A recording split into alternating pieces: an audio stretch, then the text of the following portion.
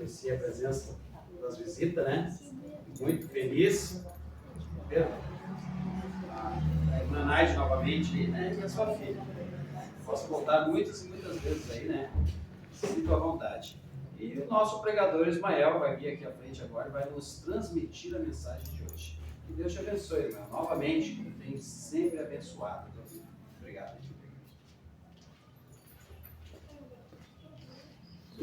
Bom dia. Eu gosto de estar aqui, eu me sinto muito à vontade.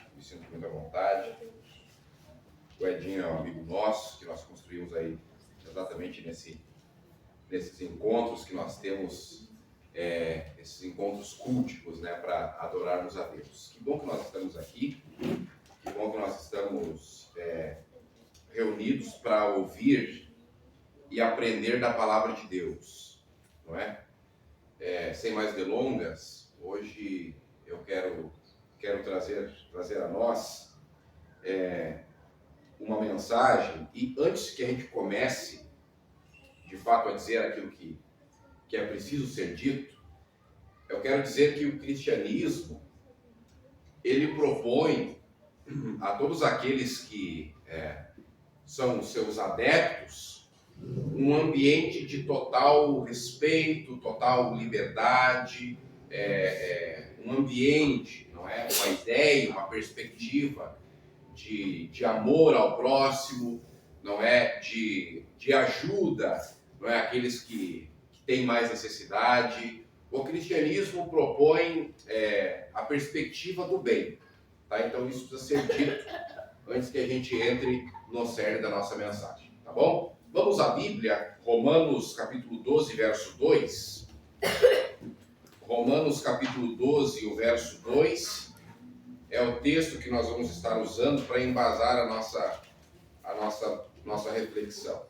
Tá bom? Romanos capítulo 12, verso 2, esse texto ele é bastante conhecido, não é? E eu acho que muitos de nós conseguiríamos recitá-lo de cor.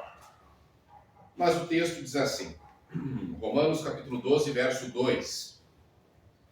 E não vos conformeis com este século, mas transformai-vos pela renovação daquilo que está na vossa mente, para que experimenteis qual seja a boa, agradável e perfeita vontade de Deus.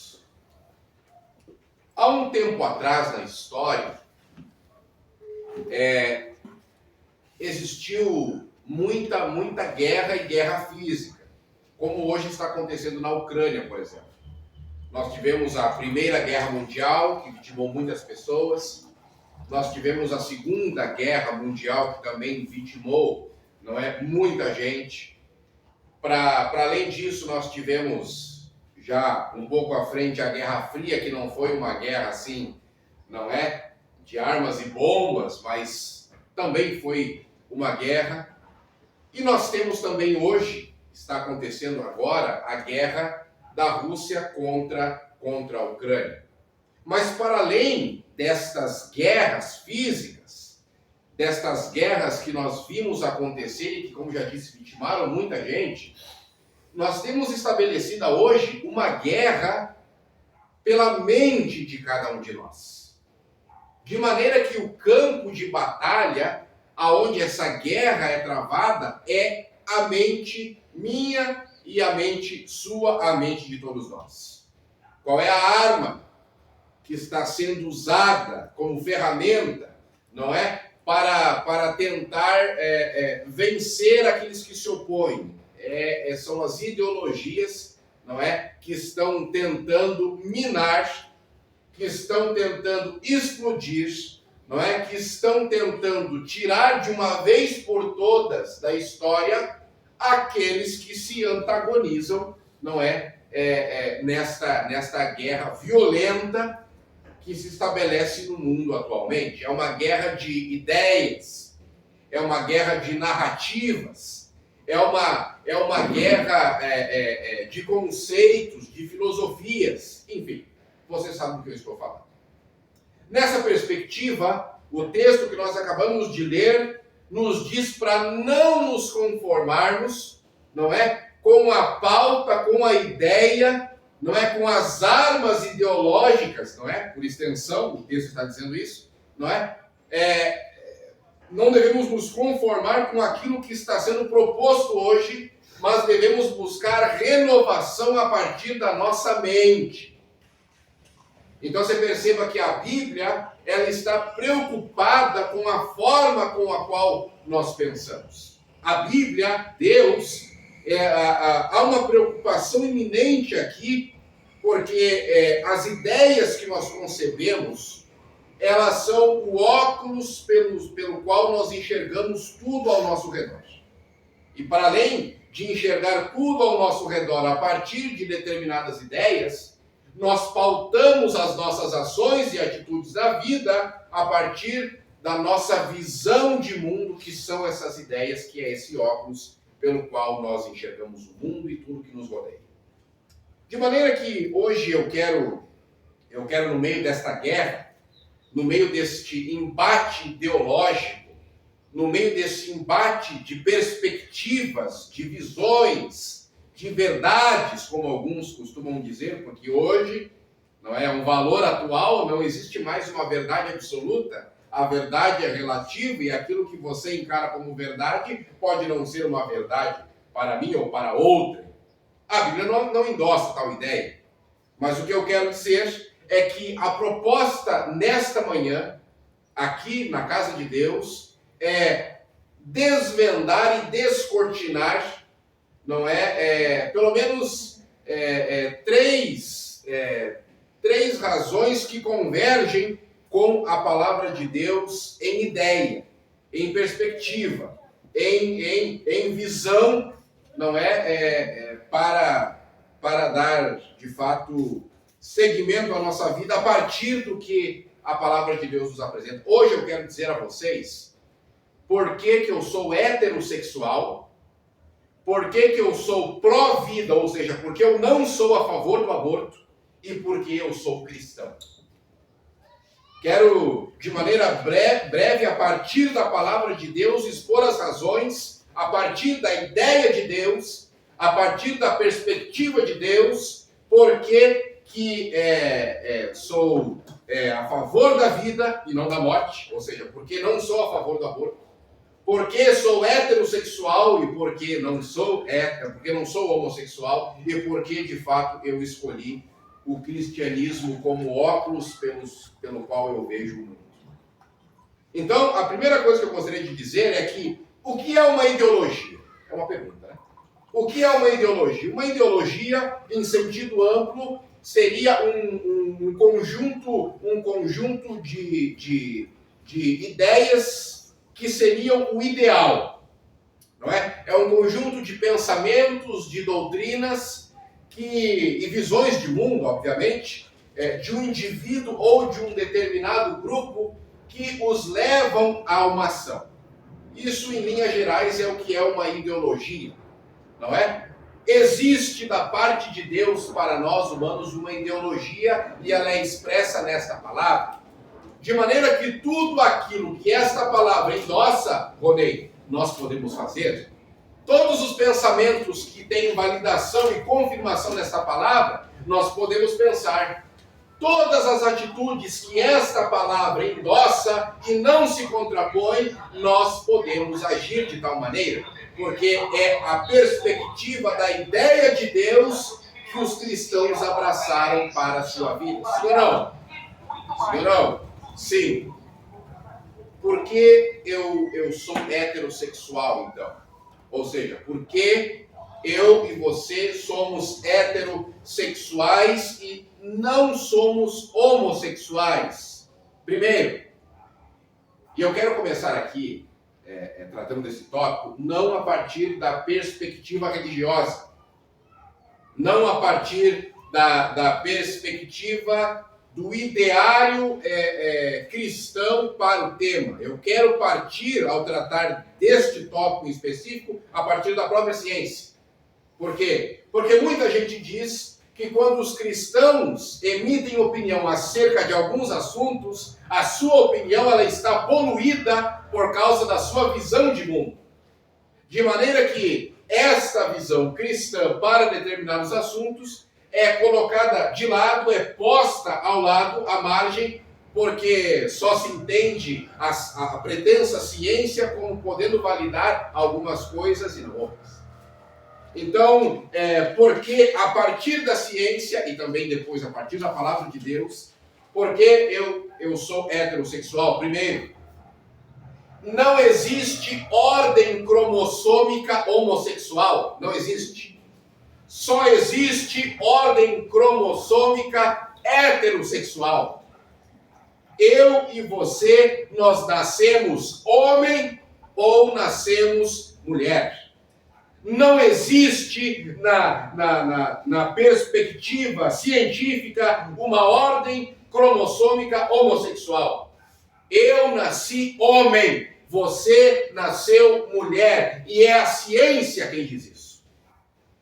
Para além desse fato científico, eu sou heterossexual, porque também não existe, não se verifica uma anatomia homossexual. Só existe duas perspectivas de corpo humano, um corpo masculino e um corpo feminino. Ora, por isso eu sou heterossexual, porque um dia eu nasci com um corpo de homem. Ora, você é mulher, porque um dia você nasceu e você nasceu com um corpo de mulher. Ora, homem tem pênis, mulher tem vagina. Sim ou não? É uma obviedade gigantesca. E eu não sei porque ainda há uma discussão nesse sentido, porque a própria ciência nos remete ao que Deus diz. Ora, Deus diz que macho e fêmea os criou. Foi Deus quem criou homem e mulher. Agora, eu também sou hétero. E você sabe que a psicologia e a psiquiatria, elas dizem que para além da anatomia e da genética, a sexualidade, ela também, em grande medida, ela é aprendida. De maneira que, para além das imposições biológicas, anatômicas, científicas que nós temos, não é? Se a pessoa for ensinada de uma forma contraposta à sua anatomia e biologia, ela também pode aprender isso. E é por isso que hoje nós temos uma tentativa de doutrinação infantil na perspectiva sexual, endossando a homossexualidade. Porque a sexualidade também é aprendida, mas eu também sou hétero, porque dizer que alguém nasceu homossexual seria dizer que o próprio Deus cometeu um erro. Porque Deus, como acabei de referir, diz na palavra que ele criou macho e fêmea. Não há nada no meio. Deus criou homem e mulher e não há ninguém entre esses dois. Não há nada que se contraponha no sentido anatômico, biológico, científico, a perspectiva que a palavra de Deus apresenta. De maneira que, ainda que algum cristão defenda que alguém nasce homossexual, não é honesto, nem cientificamente, nem anatomicamente, nem na ciência, nem em lugar nenhum, e muito menos na perspectiva bíblica. Porque na palavra de Deus, nós encontramos Deus criando macho e fêmea, heterossexuais. Não existe na criação um terceiro elemento sendo homossexual. Não existe. Então essa é uma das razões pelas quais eu sou heterossexual. Uma outra coisa, falando a respeito de casamento, de união entre duas pessoas, a Bíblia apresenta um padrão de casamento e de família. Qual é o padrão, Edson, o padrão bíblico de relação e de família? O padrão bíblico é uma relação monogâmica heterossexual. Ou seja, um homem e uma mulher se unem e formam uma família. Mas alguém pode estar dizendo que existe outra perspectiva a partir da Bíblia para uma união e uma formação de família. Ora, na Bíblia nós não encontramos a perspectiva e a ideia de uma relação monogâmica homossexual. Não tem.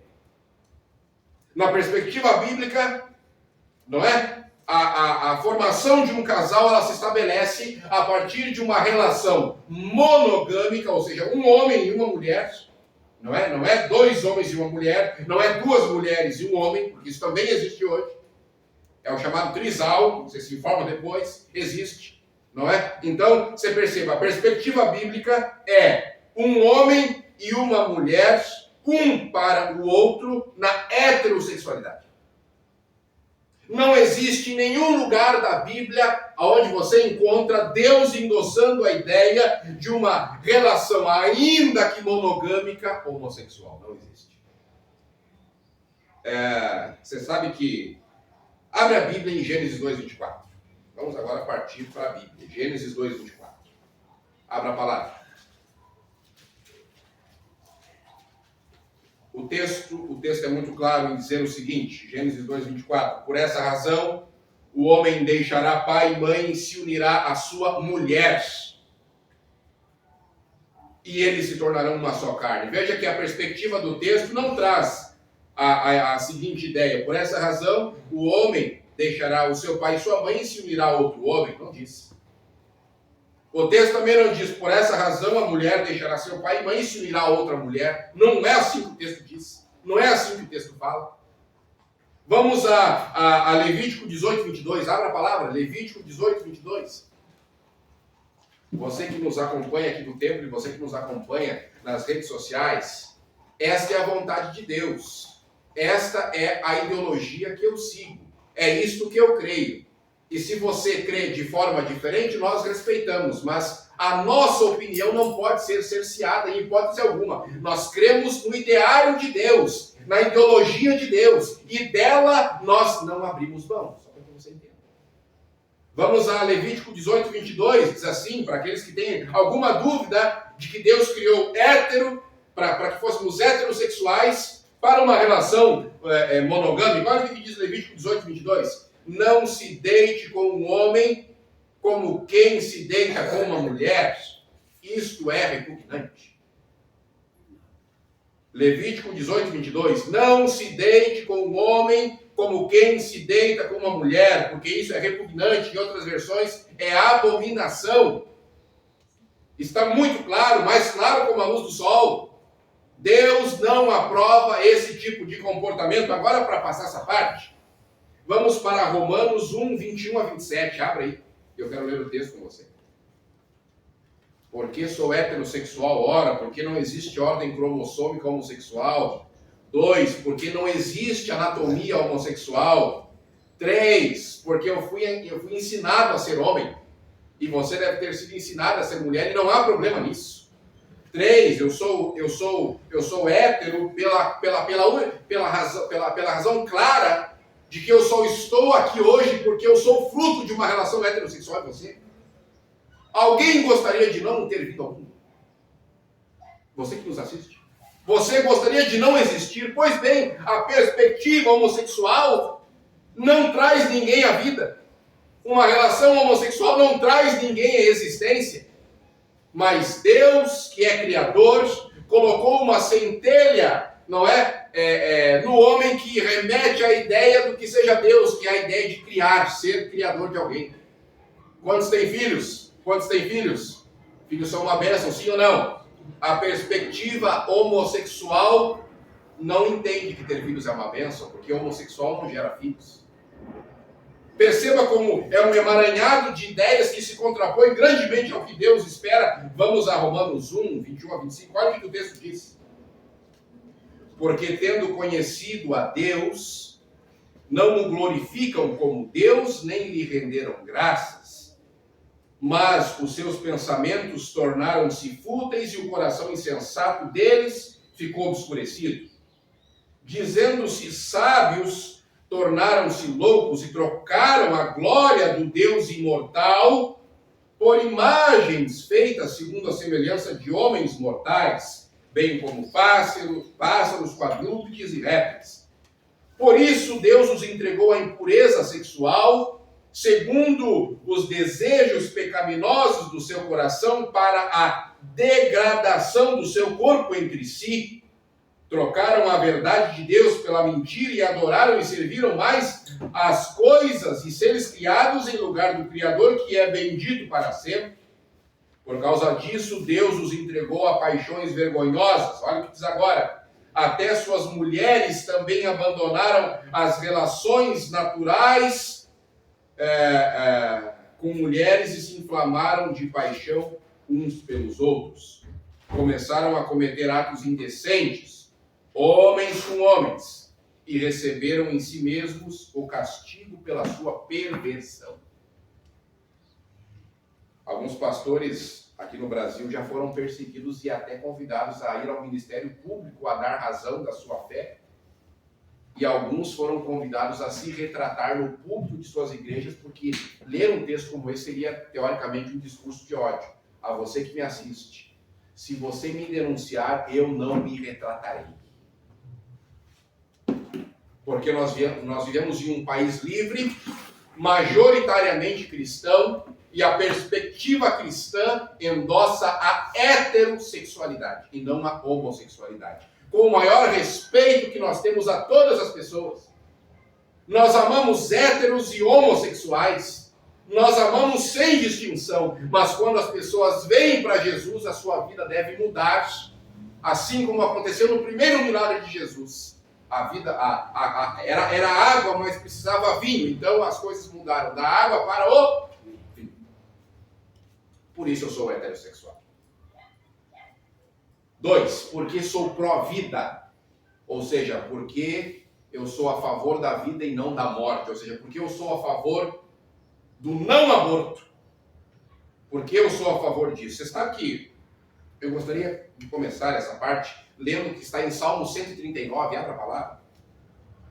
Tem muitos pregadores que eles leem um texto que não tem nada a ver com a mensagem, nunca mais voltam para aquele texto e você não sabe de onde que a mensagem vem e para onde ela vai. Então hoje nós vamos usar um pouco aqui a Bíblia, né? Salmo 139, a partir do verso 13, fala assim: Pois tu formaste o meu interior, tu me teceste no seio da minha mãe. Graças te dou, visto que por modo assombrosamente maravilhoso me formaste. As tuas obras são admiráveis, a minha alma o sabe muito bem. Os meus ossos não te foram encobertos quando no oculto. Fui formado e entretecido como nas profundezas da terra. Mas os teus olhos me viram, ainda a substância informe. E no teu livro foram escritos todos os meus dias, cada um deles escrito e determinado, quando nenhum deles havia. Por que eu sou a favor da vida e não da morte? Por que eu não sou a favor do aborto? Você sabe que essa questão do aborto está se tornando uma questão política, partidária, e uma questão também sociológica, mas nós também deveríamos entender a questão do aborto a partir da ciência também, não é? Para que você não pense que é um discurso meramente religioso, mas também deveríamos pensar na perspectiva do aborto a partir da palavra de Deus. Uma vez que ainda a substância informe, Deus nos viu e nos formou e desenhou aquilo que teríamos como vida, se é esta perspectiva que a palavra de Deus apresenta, nós não podemos endossar assassinato de crianças. E eu gostaria de começar dizendo que essa questão do aborto ela é uma questão totalmente científica, e a pergunta que se estabelece aqui é: onde começa a vida? Segundo a perspectiva bíblica do texto que nós acabamos de ler, a vida ela começa na concepção, ou seja, quando há um encontro de um óvulo com um espermatozoide, quando há essa ligação, essa junção, aí começa a vida. E é muito interessante que a ciência ela também referenda essa ideia. Ora, a vida, não é? Ela começa na concepção e ela é intra e extra-uterina até a morte. Vou repetir. A vida, ela começa na concepção e ela é intra e extra-uterina até a morte. O que nos difere, hoje, adultos, do pequeno bebê, do óvulo fecundado pelo espermatozoide? Apenas duas coisas: tempo e maturação. A diferença da gente, já sem cabelo, um pouquinho fora das medidas, o que nos difere, não é verdade, daquele óvulo fecundado é somente o tempo e a maturação. Não há diferença nenhuma. E eu gostaria de dizer também que o aborto, ele é um massacre dos poderosos contra os indefesos. É isso que é o aborto. O aborto é o massacre dos poderosos contra os indefesos. Toda a biologia fundamenta a humanidade da criança ainda no ventre. Por que a biologia fundamenta a humanidade da criança ainda dentro do ventre? Porque a criança dentro do ventre só pode se tornar em um ser humano e não em outra coisa. Está claro isso? Um óvulo fecundado por um espermatozoide, ele só pode se tornar um ser humano e não outra coisa. Então a biologia referenda que um óvulo fecundado, ou seja, a vida embrionária já se trata de uma vida humana, porque de dentro da barriga de uma mulher não vai nascer um cavalo, um passarinho, uma baleia, nada disso. De dentro de um ventre, do útero de uma mulher, nasce outro ser humano, de maneira que, se ele já está lá dentro, formado, ele é um ser humano. É muito simples de entender. Olha como é que se dá o processo durante uma gestação. Você sabia que na 7ª semana, veja, 7ª semana, 4 semanas, 1 mês, 8 semanas, 2 meses. Então, na 7ª semana, olha que interessante. Na 7ª semana, o cérebro já está em configuração, o coração já bate, o estômago já produz suco gástrico, o fígado já produz células sanguíneas, os rins já começaram a funcionar, os músculos do braço e do corpo já podem estar em movimento, e após a 8ª semana, tudo aquilo que estará na futura criança do lado de fora já se encontra no pequeno bebê. Isso na 7ª semana está pronto. E tem gente defendendo que pode se abortar até o 9º mês. E é por isso que eu torno a dizer, o aborto é o massacre dos poderosos contra os indefesos. Aí alguém pode dizer, meu corpo, minhas regras. Ah, é? Meu corpo, minhas regras? Pois eu te digo que o feto não é prolongamento do corpo da mãe. O feto não é prolongamento do corpo da mãe, assim como uma unha, assim como o cabelo. O cabelo você corta, a unha você corta. Estão querendo dizer que o meu filho e o seu filho são apenas um objeto que você pode descartar a hora que quiser. A partir do ventre. O feto não é prolongamento do corpo da mãe. Na gestação, a mulher é o agente passivo e não ativo. Em última instância, quem determina a hora de nascer é a criança. Você entende isso? Então você veja, alguém pode dizer, como eu já disse, mas meu corpo, minhas regras, e toda mulher deve ter direito sobre o seu próprio corpo. Você sabia que mais de 50% dos bebês que nascem atualmente são mulheres? Então, quer dizer, a mulher do lado de fora tem direito sobre o seu próprio corpo. A mulher que está aqui dentro não teve, pode ser assassinada. A pessoa, inclusive o próprio cristão, porque há alguns que defendem essa tese, estão defendendo uma aberração da saúde e também da perspectiva bíblica. Você perceba? Mas o aborto é uma questão de saúde pública. Não é não. Saúde pública é um problema das mulheres que abortam. Uma criança que nasce normalmente não é um problema de saúde pública. Problema de saúde pública é aborto, não uma gestação normal. Você percebe que há uma distorção satânica, não é? Para tentar fazer com que a gente acredite em coisas que a palavra de Deus e a ciência também não endossam. Sabia que o pequeno bebê, nesse período que eu acabei de falar para vocês, ele já é sensível a som, ele já é sensível à dor, e ele também já é sensível ao toque. E é por isso que muitas vezes o pai vai até ali e o bebê sabe quem está ali. Isso é a ciência quem defende, não sou eu com uma ideia alienada que estou dizendo. Olha só, nenhum Nenhum ser vivo, nenhum corpo vivo, ele se torna algo diferente daquilo que ele é na sua essencialidade. Nenhum corpo vivo se torna pessoa se pessoa já não for. Para além disso, olha que interessante. Na nossa sociedade atual, você defende que não se pode matar e agredir homossexuais. Você defende que você não pode desmatar. Você tem que cuidar da natureza, não pode promover desmatamento. Não está errado isso. A nossa sociedade protege árvores, protege a camada de ozônio, protege até assassinos, né? Porque nós não temos aqui pena de morte no Brasil. Não tem pena de morte. Isso é uma proteção a assassinos. Não há pena de morte, você está protegendo quem assassinou alguém. Então, se protege árvores, camada de ozônio, se protege até os animais.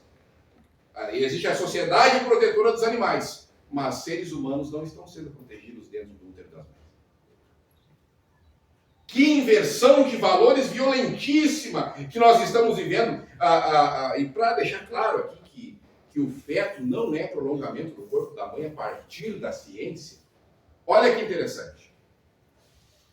Um óvulo fecundado de um casal negro inserido no útero de uma mãe branca nasce negro. O óvulo fecundado de um casal branco num útero de uma mãe negra nasce branco. Sabe por quê? Porque o feto não é prolongamento do corpo da mãe.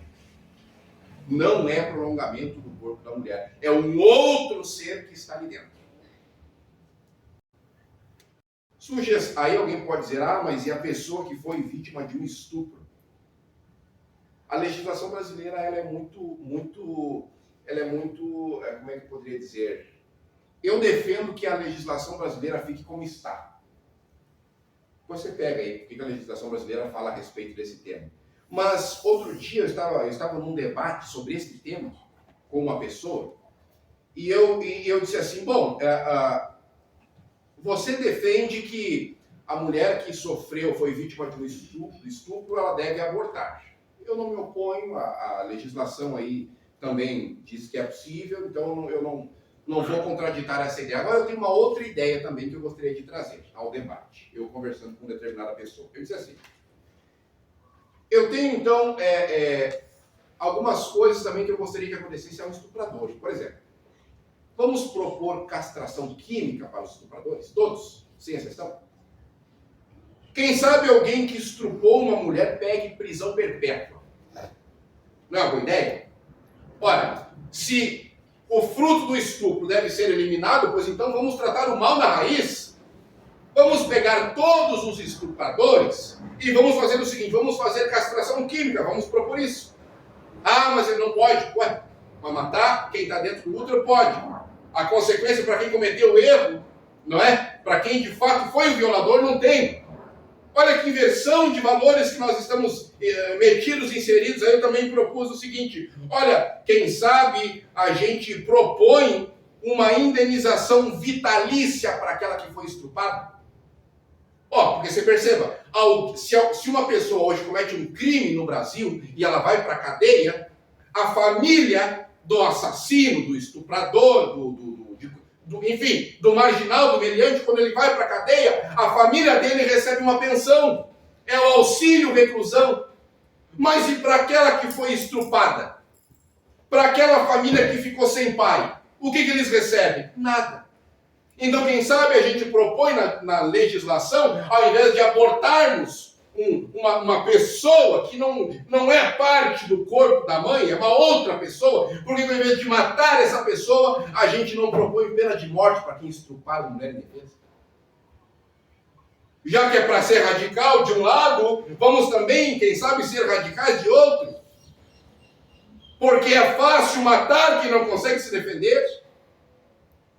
Você pode estar achando meio... né? Por que a gente não propõe, então, porte de armas para todas as mulheres? Eu duvido que uma mulher com um revólver na cintura, qualquer um tentaria, não é verdade, botar contra ela. Porte de armas para as mulheres não pode. auxílio vitalício para que foi estuprada, não tem. Não é? Castração química para o estuprador também não dá. Agora, matar uma criança dentro do ventre pode.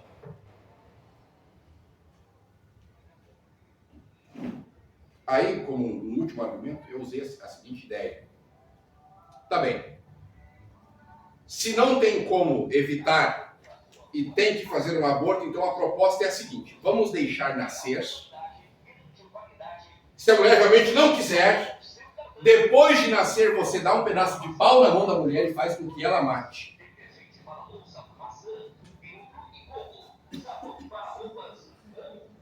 Sabe por que eu sou a favor da vida? Sabe por quê?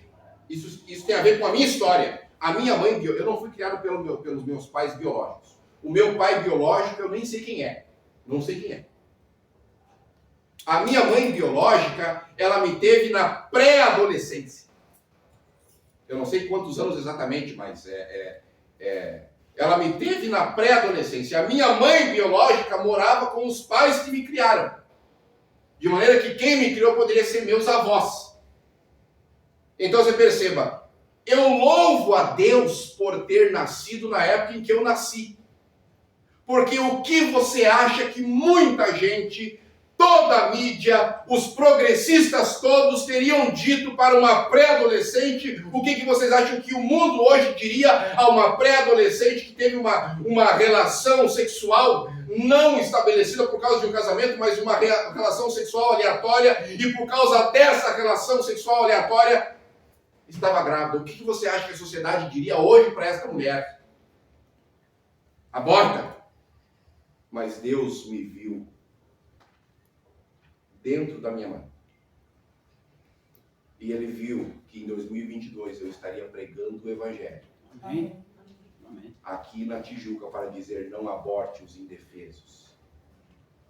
Não mate quem não pode se defender. E por isso eu sou a favor da vida. Amém. Quem é a favor do aborto não deveria estar vivo. E para passar, você já sabe que eu sou hétero, essa é a minha opção. Se você é homo, fique com a sua opção, mas a Bíblia eu fico com ela. Por que eu sou a favor da vida? Porque um dia Deus me salvou da morte dentro do útero da minha própria mãe. E eu vou te falar agora por que eu sou cristão. Sabe por que eu sou cristão? Eu quero, entre muitos motivos pelos quais eu sou cristão, eu quero que você abra a Bíblia no Salmo 91. Hoje a gente falou bastante aqui do Salmo 23, né? Mas eu quero deixar com vocês aqui, para nós finalizarmos, o Salmo 91. Porque você sabe que há muitas ideologias, há muitas visões de mundo. Mas eu fico não com o progressismo que diz que tudo aquilo que está no passado não serve mais e só o que vale são as experiências sensoriais do aqui e agora, de maneira que a sociedade só progride se desvencilhando de tudo do passado e olhando para frente, fazendo o que bem entender. Isso é o progressismo. Eu não sou progressista. Na verdade, quem crê desta forma é regressista, não progressista. Eu não sou materialista porque o materialismo ele pressupõe que a explicação de tudo que há, de tudo que existe, acontece somente a partir do que é concreto. Mas eu não penso assim porque eu creio no transcendente.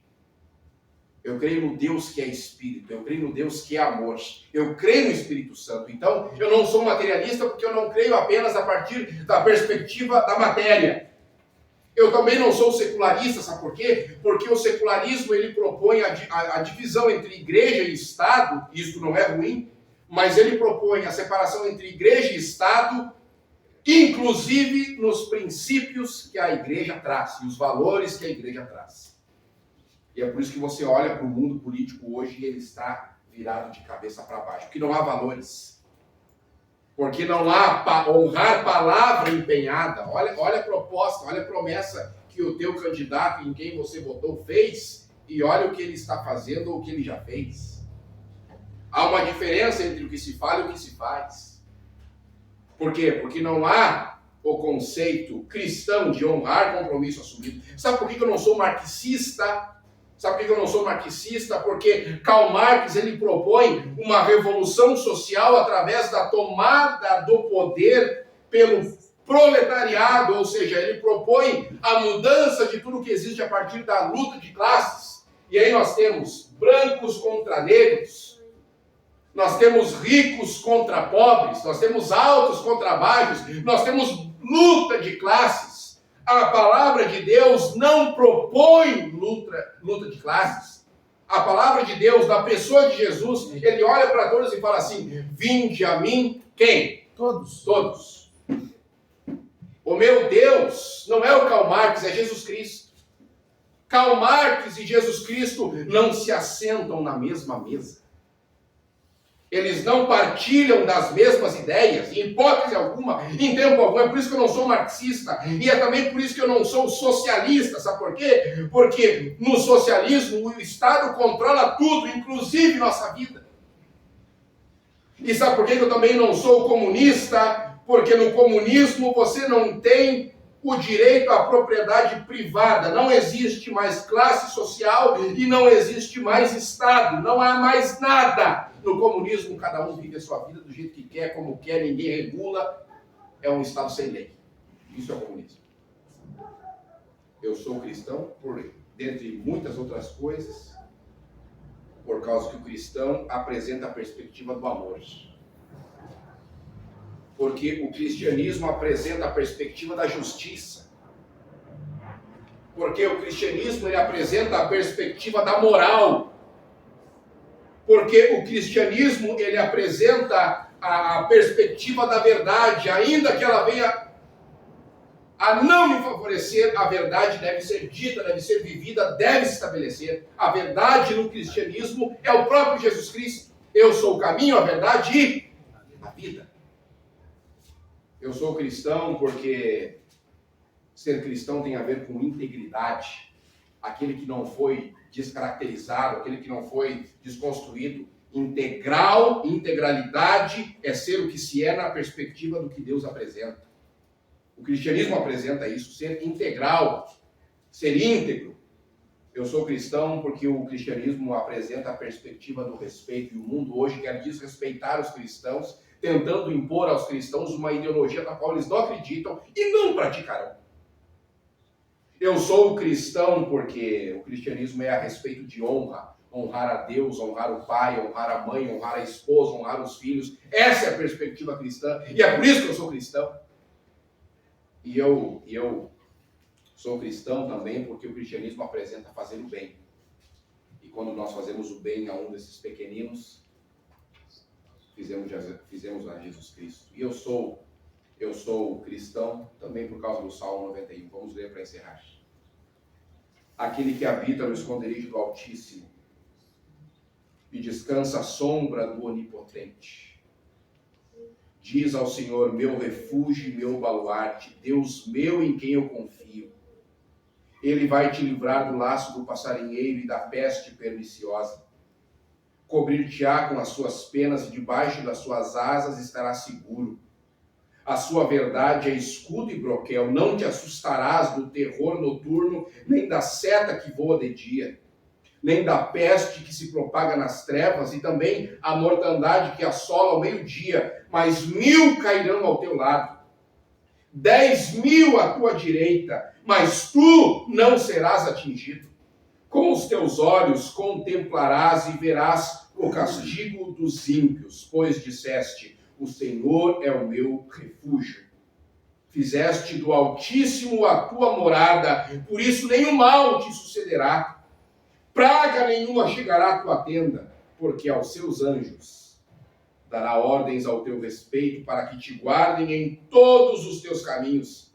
E ele te sustentarão nas suas mãos para não tropeçares em alguma pedra.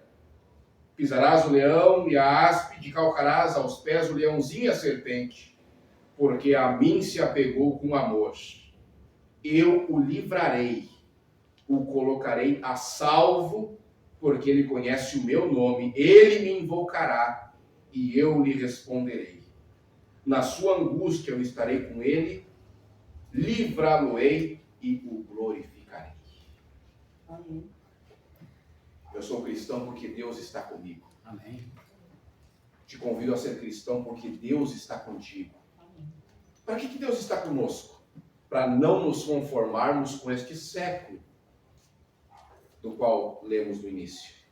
Mas nós estamos aqui, sabe para quê? Para fazer guerra contra as hostes do diabo, contra as ideologias do inferno que se levantam contra a palavra de Deus. Ora, é a própria Bíblia quem diz: as portas do inferno não prevalecerão contra a minha igreja. Ora, nós de Deus, nós os cristãos, nós não temos que ficar preocupados em nos defender o tempo inteiro. Não é essa a ideia de Deus. Nós não estamos no mundo como cristãos para nos defender todos os momentos. Sabe por quê? Porque são as portas do inferno que não prevalecerão contra a igreja. Não é o contrário. Não são as portas da igreja que vão prevalecer contra o inferno, não. São as portas do inferno que não aguentarão e sucumbirão ao poder do Evangelho, à força do Espírito Santo e a cristãos cheios dessa unção, dessa graça e dessa glória.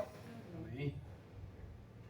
Vamos aceitar Jesus Cristo, viver à altura daquilo que Ele espera de nós, sem medo de dizer a verdade, sem retratações, porque nós não temos que nos esconder, porque é livre a expressão daquilo que nós queremos e viver também isso, porque Jesus voltará em breve. Amém. E os fiéis subirão com Ele durante toda a eternidade. Que Deus te abençoe poderosamente em nome de Jesus. Amém.